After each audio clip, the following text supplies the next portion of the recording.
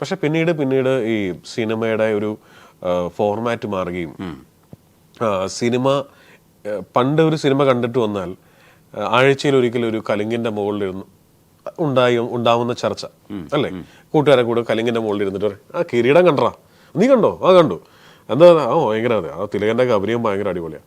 ഇങ്ങനെ പറഞ്ഞിരുന്നത് നമ്മൾ രാവിലെ 4 മണി, ഇപ്പൊ പുഷ്പ 4 മണിക്ക് ഷോ, 7 മണിയാകുമ്പോൾ റിവ്യൂ, 7:30 റിവ്യൂ വരും. ഈ അവസ്ഥയിലാണ് പോകുന്നത്. അപ്പോൾ നമ്മൾ പ്രഡിക്റ്റബിൾ ആകരുത് എന്നൊരു ആഗ്രഹമുണ്ട്. പ്രഡിക്റ്റബിൾ ആകരുത്, നിങ്ങളെന്ന ഡയറക്ടറെ ഒരാൾ പ്രഡിക്റ്റ് ചെയ്യാൻ പാടില്ല. അപ്പൊ ജിസ് ജോയിയുടെ പടത്തിൽ ഇതാ ഇങ്ങനെ വന്നിട്ട് ഇങ്ങനെ വന്ന് ഇങ്ങനെ ഒരു നന്മയിൽ അവസാനിക്കും, അത് പ്രഡിക്റ്റ് ചെയ്യാൻ പാടില്ല. അതുകൊണ്ടാണ് മാറിയത്.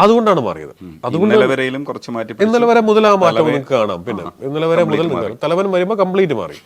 കാരണം അത് ഞാൻ മനസ്സിലാക്കി, നമ്മൾ നാട് ഓടുമ്പോൾ നടുവേ ഓടിയില്ല, നമ്മൾ അല്ല ഞാൻ ഇങ്ങനെ ആവുള്ളൂ എന്ന് വെച്ചാൽ നമ്മൾ അവിടെ തന്നെ നിന്ന് പോകുന്ന എനിക്ക് തോന്നുന്നു. നമ്മൾ ഇനി വീണ്ടും ചിലപ്പോൾ തിരിച്ചും ബ്രേക്ക് ചെയ്യാം വരാം. പക്ഷെ അപ്പോഴും ഞാൻ പറയുന്നു, പ്രഡിക്റ്റബിൾ ആവരുത്. നമ്മുടെ സിനിമയുടെ അടുത്ത സീൻ ആൾക്കാർക്ക് പ്രഡിക്റ്റ് ചെയ്യാൻ പറ്റരുത്. സൺഡേ ഹോളിഡേ വിജയ് സൂപ്രം വെച്ച് ട്രോൾ ചെയ്യുമ്പോൾ ഞാൻ ഉള്ളുകൊണ്ട് ഭയങ്കരമായിട്ട് ആഘോഷിക്കാറുണ്ട്. കാരണം എന്താ അറിയോ, 100 ദിവസം ഓടിയ സിനിമ വെച്ചിട്ട് അവരെന്നെ ട്രോൾ ചെയ്യുന്നത്, പൊട്ടി പണം വെച്ചിട്ടല്ല. ആ ട്രോൾ ഇനി വന്നാലും ഞാൻ ഉള്ളുകൊണ്ട് സന്തോഷിക്കും. പോസിറ്റീവ് ട്രോളാണ് എന്ത് പറഞ്ഞാലും ആസ്വദിക്കത്തേ ഉള്ളത്. അതല്ല, അത് പക്ഷെ പറയുന്നവരും പോസിറ്റീവായിട്ട് തന്നെയാണ് പറയുന്നത്. ചില ആൾക്കാരുണ്ട്, ചില ആൾക്കാർ വന്നിട്ട് പറയും, നമ്മൾ എവിടെയെങ്കിലും വെച്ച് കാണുമ്പോൾ പറയും, ഇവിടെ മറ്റേ ട്രോള് കണ്ടില്ലേ, എന്ത് തോന്നുന്നു അത് കാണുമ്പോ ഇതൊക്കെ ചോദിക്കും. അപ്പൊ അവരുടെ വിചാരം നമുക്കത് കാണുമ്പോൾ സങ്കടം വന്നാ ഈ എതിരെ നിൽക്കുന്നതിനുള്ളെന്ന് അറിയാൻ ശ്രമിച്ചാൽ അല്ലെങ്കിൽ അങ്ങനത്തെ സാധനങ്ങളൊക്കെ ഉണ്ടല്ലോ. ഇപ്പൊ നിങ്ങൾ ആലോചിച്ചു, ഇപ്പൊ സിദ്ദിഖ് എന്ന് പറയുന്ന ആൾ ഇത്രയും വർഷമായിട്ട് സിനിമയിൽ അഭിനയിക്കുന്നില്ലേ, സിദ്ദിഖിന്റെ ഒരു 10 ട്രോള് പറഞ്ഞ അല്ലെങ്കിൽ 5 ട്രോള് പറ, ഈ വയലാർ എഴുതു ഇതുപോലെ എന്നുള്ള സാധനം അല്ലേ ഫസ്റ്റ് വരുന്ന സാധനം. അപ്പൊ അതെന്താ പറയാത്ത അല്ലേ? ബൈസിക്കിൾ ദിവസം എത്ര പേരാണ് പറഞ്ഞിട്ടുണ്ട്, പെട്രോൾ അടിക്കാൻ വേണ്ടി പബ്ബിൽ പോകുമ്പോൾ അങ്ങനെ ഒരു സാധനം നമ്മൾ ആലോചിച്ചിട്ട് പോലും ഇല്ല. രാജു വർഗീസ് ഒന്നുമില്ല, സാർ മീറ്ററിലേക്ക് ഒന്ന് നോക്കണം സാർ, ഇല്ല കുഴപ്പം നിങ്ങൾ അടിച്ചു സാർ, അങ്ങനെ പറയരുത്. ചില ആൾക്കാരുണ്ട് അടിച്ചു കഴിഞ്ഞിട്ട് പിന്നെ അടിച്ചില്ല എന്ന് പറഞ്ഞു, മീറ്ററിലേക്ക് നോക്കണം സാർ, കുഴപ്പമില്ലടോ താൻ അടിച്ചോ, അടിക്കുന്നത് കുമാരി നേരെ മീറ്റർ ഓടുന്നുണ്ട്, അടിക്കുന്നത് നേരെ ക്യാനിലേക്കാണ്, കന്നാസിലേക്ക് അടിക്കുന്നത്. അപ്പൊ എന്ന് പറയുന്ന പോലത്തെ നമ്മളതൊന്നും എവിടെയും കണ്ട് ചൂണ്ടിയ സീൻസ് അല്ലല്ലോ, നമ്മൾ സ്വന്തമായിട്ട് എഴുതിയതല്ല എന്ന് പറയുന്ന പോലെ. എഴുത്തിന്റെ കാര്യത്തില് സ്ക്രിപ്റ്റ് റൈറ്റിംഗ് മാത്രമല്ല, ശരിക്കും പാട്ടുകള് മഴപാടും കുളിരായി വന്നതാരോ ഇവനോ അത് ഇവളോ എന്ന് പാടുമ്പോൾ ജിസ് അവിടെയും കുറച്ചൊരു സോഫ്റ്റ് ആയിട്ട്, ദീപക് ദേവിന്റെ കൂടെ ചേരുമ്പോൾ ഭയങ്കര രസമുള്ള സോഫ്റ്റ് ആയിട്ടുള്ള വരികളിലാണ് തുടങ്ങുക. പിന്നെ ഒരു ഹുക്ക് ലൈൻ ഉണ്ടാവും. ഇപ്പൊ ഇന്ന് പാട്ടിനെ കുറിച്ച് ചർച്ച ചെയ്യുമ്പോൾ ഇന്നിപ്പോ വിനായകനെ ശരിക്കും ടി പി ശാസ്ത്രമംഗലം വിമർശിക്കുന്ന സാഹചര്യത്തില് പുതിയ കാലത്തിലെ പാട്ടെഴുത്തൊക്കെ മാറിയിട്ടുണ്ട്. പണ്ട് പല്ലവി അനുപല്ലവി എന്നൊക്കെ പറഞ്ഞ് പൊക്കോണ്ടിരുന്നത് ഇപ്പൊ ഹുക്ക് ലൈൻസിലാണ്. ഇപ്പൊ ജിസിന്റെയും പാട്ടുകളിൽ ഹുക്ക് ലൈൻസ് ഭയങ്കര രസമാണ്. അപ്പോൾ ദീപക് അങ്ങനെ ചെയ്യുന്ന സമയത്ത് അല്ലെങ്കിൽ പ്രിൻസും അതേപോലെ തന്നെ ഹുക്ക് ലൈൻസ് നല്ല രസമായിട്ട് ചെയ്തിട്ടുണ്ടായിരുന്നു. ഈ പാട്ടുകളിലൊക്കെ ഹുക്ക് ലൈൻസ് ഹിറ്റാണ്. ഇൻസ്റ്റയിൽ ഏറ്റവും കൂടുതൽ ജിസിന്റെ പാട്ടുകളിലെ ഹുക്ക് ലൈൻസ് ആയിരിക്കും, ഇല്ലെങ്കിൽ നമ്മൾ ഉദ്ദേശിക്കുന്ന അനുപല്ലവി ആയിരിക്കും കൂടുതൽ ഹിറ്റ് ആവുന്നത്. എഴുതുന്ന സമയത്ത് ജിസ് അങ്ങനെ പ്രതീക്ഷിച്ചിട്ടുണ്ടായിരുന്നു? ആഗ്രഹിക്കാറുണ്ട്. ഫോർ എക്സാമ്പിൾ ഇപ്പോ ബൈസിക്കിൾ തീവ്സ് എന്ന് പറഞ്ഞ സിനിമയ്ക്ക് വേണ്ടിയിട്ട് ദീപകിനെ ഞാൻ അപ്രോച്ച് ചെയ്യുമ്പോൾ, ദീപക് ദേവിനെ, ദീപക് എൻ്റെ നൈബറാണ്, എൻ്റെ അതേ സ്ഥലത്താണ് ദീപക് താമസിക്കുന്നത്. ദീപക് ഓഫ് കോഴ്സ് കുറെ നാൾ US-ലുണ്ടായിരുന്നു, ദുബായിലുണ്ടായിരുന്നു, എങ്കിലും അദ്ദേഹം എറണാകുളത്ത് ജീവിക്കുന്നത് എൻ്റെ വീടിൻ്റെ അടുത്താണ്. അപ്പൊ ദീപകിന്റെ ഒരു ഫ്ലോർ മുകളിൽ, താഴെ ഹരിസ്റ്റേ ശോഞ്ചാന്റെ വീട്, ദീപക് ദേവിന്റെ വീട്, മുകളിൽ ആദർശിക്കയുടെ വീട്, ഇങ്ങനത്തെ ഒരു 3 നിലയുള്ള ഫ്ലാറ്റിലാണ് അവർ താമസിച്ചിട്ടുണ്ട്. ദീപകിനെ ഞാൻ കൂടെ കാണും. അപ്പൊ അങ്ങനെ ഈ ബൈസിക്കിൾ ദിവസം ആയപ്പോൾ ഞാൻ നേരെ ദീപകിന്റെ അടുത്ത് എന്നിട്ട് പറഞ്ഞു, ദീപക് ഈ മ്യൂസിക് ചെയ്ത് തരാമെന്ന് ചോദിച്ചു.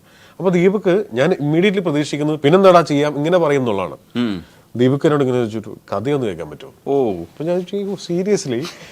പുള്ളി പറഞ്ഞ കഥ ഞാനിങ്ങനെ കുറച്ച് സെലക്റ്റീവ് ഫ്രണ്ട്ഷിപ്പൊക്കെ അവിടെ നിൽക്കട്ടെ എന്ന്, കഥയൊന്ന് കേട്ടിട്ട്. കാരണം ഒന്ന് ദീപക് ഇങ്ങനെ ഫ്ലൈ ചെയ്യുന്ന സമയമാണ്. അപ്പൊ ശരി ഞാൻ കഥ പറയുന്നുണ്ട്. അവന്റെ ഫ്ലാറ്റിലിരുന്ന് അങ്ങനെ കഥ പറഞ്ഞപ്പോൾ പുള്ളിക്ക് ഭയങ്കര ഇഷ്ടപ്പെട്ടു. പുള്ളി പറഞ്ഞു ഒരുപാട് ട്വിസ്റ്റ് ആൻഡ് ടേൺസ് ഉണ്ട്, നമുക്കത് അതുപോലെ മ്യൂസിക്കലി ഒക്കെ എന്നെ സപ്പോർട്ട് ചെയ്യേണ്ടി വരും, കൊള്ളാം, എനിക്ക് വർക്ക് ചെയ്യാൻ മാത്രമുണ്ട്, പാട്ടുകൾക്ക് 2 പാട്ടിന് സ്കോപ്പുണ്ട്, ഓക്കെ യാ. അപ്പം ഞാൻ പറഞ്ഞു ദീപക്, എനിക്ക് ഇപ്പം ദീപകിൻ്റെ പാട്ടുകളെ കുറിച്ച് പറഞ്ഞാൽ പെട്ടെന്ന് നിള നദിയെ എന്നുള്ള പാട്ട് വരും, സ്വയംവര ചന്ദ്രി എന്നുള്ള പാട്ട് വരും, കരളിൻ്റെ കരളെ വരും, പറയാതെ അറിയാതെ നീ പോയതല്ലേ, സോന നീ 1-ാം നമ്പർ. പല വേരിയൻസിലെ പാട്ടുകളാണ്, പല ജോണറിലെ പല പ്രൊഫൈലിലെ പാട്ടുകളാണ്. അപ്പൊ ദീപക് എനിക്ക് എപ്പോഴും ഒരു വെള്ളം പോലെ തോന്നിയിട്ടുണ്ട്. നമ്മൾ സിനിമയ്ക്ക് എന്ത് പ്രതലമാണോ ആവശ്യം, പുള്ളി അത് ആയിത്തീരും. അതുകൊണ്ടാണ് ദീപകിന്റെ ചിലപ്പോൾ സിനിമ ഫ്ലോപ്പായ പടങ്ങളിലെ പാട്ടുകൾ പോലും നമ്മൾ ഓർത്തിരിക്കുന്നത്. ഫ്ലോപ്പ് പടത്തിലെ പാട്ട് പോലും ഭയങ്കര അടിപൊളി പാട്ടുകളായിരിക്കും. അത് ഞാൻ ദീപക് ഇപ്പോൾ ഞാൻ ഈ ഇരുന്ന് ഈ പാട്ടുകളെ കുറിച്ച് പറഞ്ഞില്ലേ, മൊഴികളും മൗനങ്ങളും, ഞാൻ പറഞ്ഞ മാതിരി ഇതേപോലെ നാളെ എൻ്റെ പടത്തിലെ പാട്ടുകളെ കുറിച്ചും അല്ലെങ്കിൽ നമ്മൾ ഉണ്ടാക്കുന്ന പാട്ടുകളെ കുറിച്ച് ആൾക്കാർ സംസാരിക്കണം. ഇതാണ് എൻ്റെ മിനിമം റിക്വയർമെന്റ് എന്ന് പറയുന്നത്. ഒരു സംവിധായകൻ എന്നുള്ള രീതിയിൽ മിനിമം എനിക്കത് വേണം. അതായത് ഈ പടം 10 വർഷം കഴിഞ്ഞാലും നമ്മുടെ പാട്ടിനെ കുറിച്ച് ആൾക്കാർ സംസാരിക്കണം. പടം വിജയിക്കില്ലോ എന്ന് എനിക്ക് അറിഞ്ഞുകൂടാ. അത് നാട്ടുകാരുടെ കയ്യിലും ദൈവത്തിൻ്റെ കയ്യിലും ഇരിക്കുന്ന കാര്യമാണ്. ദീപകിന് അതിൽ സന്തോഷമായി. അങ്ങനെയാണ് ഈ പുഞ്ചിരി തഞ്ചും എന്ന് പറയുന്ന പാട്ട് ശങ്കർ മഹാദേവൻ. ആ പാട്ടിന് പ്രത്യേകത ഉണ്ട്. എൻ്റെ സിനിമകളിൽ 10-25ഓളം പാട്ടുകൾ മൊത്തം ഉണ്ടായിട്ടുണ്ടല്ലോ. അതിലാകെ ഒരു പാട്ട് പുറത്തുള്ള ഒരാൾ എഴുതിയിരിക്കുന്നത് ഈ പാട്ടാണ്, കൈതപ്പുറം ദാമോദരൻ നമ്പൂരി. പിന്നെ എല്ലാ പാട്ടും നമ്മൾ തന്നെയാണ്. അപ്പൊ അതെ, ഈ സിനിമയുടെ 11 വർഷം പൂർത്തിയായ ദിവസമാണ് കഴിഞ്ഞ 29-ആം തീയതി സിനിമ ഇറങ്ങിയിട്ട് 11 വർഷമായി. അപ്പോൾ സൗദി അറേബ്യയിലെ പ്രോഗ്രാമിൽ രമ്യ നമ്പീശനും ഉണ്ടായിരുന്നു. അപ്പോൾ ഒരു വേദിയിൽ വെച്ച് ഞങ്ങൾ കണ്ടുമുട്ടി. അപ്പോൾ രമ്യേൻ്റെ ഇപ്പുറത്ത് നിൽക്കുകയാണ്. അപ്പോൾ ഞാൻ പറഞ്ഞു, രമ്യ എൻ്റെ പടത്തിൽ പാടിയ പാട്ട് ഓർമ്മയുണ്ടോ? ഇപ്പൊ പാന്തയായിട്ട് അങ്ങനെ ചോദിക്കുന്നത് എനിക്ക് ഭയങ്കര ഇഷ്ടമുള്ള പാട്ടാണ്. അപ്പൊ രമ്യ നമ്പീശനാണ് മേലെ വാനിലെ കിളികളായി എന്നുള്ള പാട്ട് രവീന്ദ്ര മാസ്റ്റർ മകനും രമ്യ നമ്പീശനും കൂടി ചേർന്നാ പാടിയിരിക്കുന്നത്. അപ്പൊ രമ്യ, ഞാൻ ആ റെക്കോർഡിങ്ങിന് ഇല്ലായിരുന്നു. ആ പാട്ടിന്റെ റെക്കോർഡിങ് ചെന്നൈയിലായിരുന്നു. അപ്പൊ ഞാൻ ആ സമയത്ത് പോസ്റ്റ് പ്രൊഡക്ഷന്റെ തിരക്കായതുകൊണ്ട് ഞാൻ പോകാൻ പറ്റിയില്ല. അപ്പോൾ രമ്യ എന്നോട് പറയാണ്, ചേട്ടാ ആ പാട്ടിന്റെ റെക്കോർഡിങ്ങിന് പുറകിൽ ഒരു കഥയുണ്ട്. ഞാൻ ചെന്തുപറ്റി, നല്ല ദീപാവലി ടൈമിലാണ് ആ റെക്കോർഡ് ചെയ്തത്. അപ്പോൾ ഒരു വരി പാടുമ്പോൾ പടക്കം പൊട്ടും, നിർത്തും. അതായത് പടക്കം പൊട്ടലുകളുടെ ഗ്യാപ്പിനിടയിലാണ് റെക്കോർഡിങ് നടക്കുന്നത്. അങ്ങനത്തെ ഒരു ചരിത്രമുണ്ട് ഈ മേലേവാന്റെ കിളികൾ എന്ന് പറയുന്നത്. എത്രയോ നേരം കൊണ്ടാണ് അത്രയും പൂർത്തിയാക്കിയത്. ഈ ആർട്ടിസ്റ്റുകൾ പാട്ട് പാടുന്നത് അപർണ ബാലമുരളിയാണ് മഴപാടും പാടിയത്. അത് അതിനു മുമ്പ് പാട്ടുകൾ പാടിയിട്ടുണ്ട് അയാള്.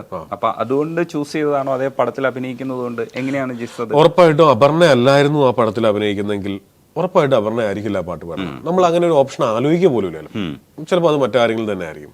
ഇത് ഓഫ് കോഴ്സ് അപർണയാണ് സിനിമയിൽ അഭിനയിക്കുന്നത്. അപ്പോൾ അപർണ സിംഗറും കൂടിയാണ്. പിന്നെ ദീപക് ദേവിന് പൊതുവെ ഇത്തരം കാര്യങ്ങളോട് ഭയങ്കര ഒരു താല്പര്യമുണ്ട്. ഫോർ എക്സാമ്പിൾ ഇപ്പൊ തലവനില് ഈ പാട്ട് ഇങ്ങനെ ആലോചിക്കുമ്പോൾ ദീപകിന് കുറേ ആൾക്കാരുടെ പേര് പറയുന്നു. അപ്പോൾ നാളെ മറ്റന്നുള്ള റെക്കോർഡിംഗ് നടക്കും. അപ്പോൾ പെട്ടെന്ന് രാവിലെ എണീറ്റപ്പോൾ എനിക്കൊരു ആഗ്രഹം. ഞാൻ പറഞ്ഞു, ദീപകെ ആ പാട്ട് നമുക്ക് കട്ടിയുള്ള ശബ്ദത്തിൽ ആരെങ്കിലും കൊണ്ട് പാടിക്കാൻ പറ്റും, ഭയങ്കര കട്ടിയുള്ള ശബ്ദം. അപ്പോൾ പുള്ളി ചോദിച്ചു, എടാ അങ്ങനെ പറയുമ്പോൾ ആരാ? ഞാനിപ്പോൾ ദാസേട്ടൻ പാടുന്നില്ല, ഞാൻ പറഞ്ഞത് മനസ്സിലാക്കാൻ വേണ്ടി പറയാണ്. ഇപ്പൊ ദാസേട്ടൻ വന്ന പോലെ, അല്ലെങ്കിൽ ഇപ്പൊ ലജ്ജാവതി എന്നുള്ള പാട്ട് വന്നപ്പോൾ നമ്മൾ അതുവരെ കേൾക്കാത്ത ഒരു ഭയങ്കര കട്ടിയുള്ള ഒരു വോയിസ് വന്നതുപോലെ അങ്ങനെ ആരെങ്കിലും നമുക്ക് ഐഡന്റിഫൈ ചെയ്യാൻ പറ്റുമോ എന്ന് ചോദിച്ചു. ദീപക്ക് അത് നോക്കട്ടെ എന്ന് പറഞ്ഞ് കട്ട് ചെയ്തിട്ട് 5 മിനിറ്റ് വിളിച്ചിട്ട്, എടോ നമ്മുടെ പടത്തിലെ ഹീറോയെക്കാളും കട്ടിയുള്ള വോയിസ് മലയാള സിനിമയിൽ ആർക്കുമില്ലല്ലോ, ബിജു അതിനേക്കാളും വലിയ വോയിസ് ഏതാ? അത് മതി, അത് ഉഗ്രനായിരിക്കുന്നു.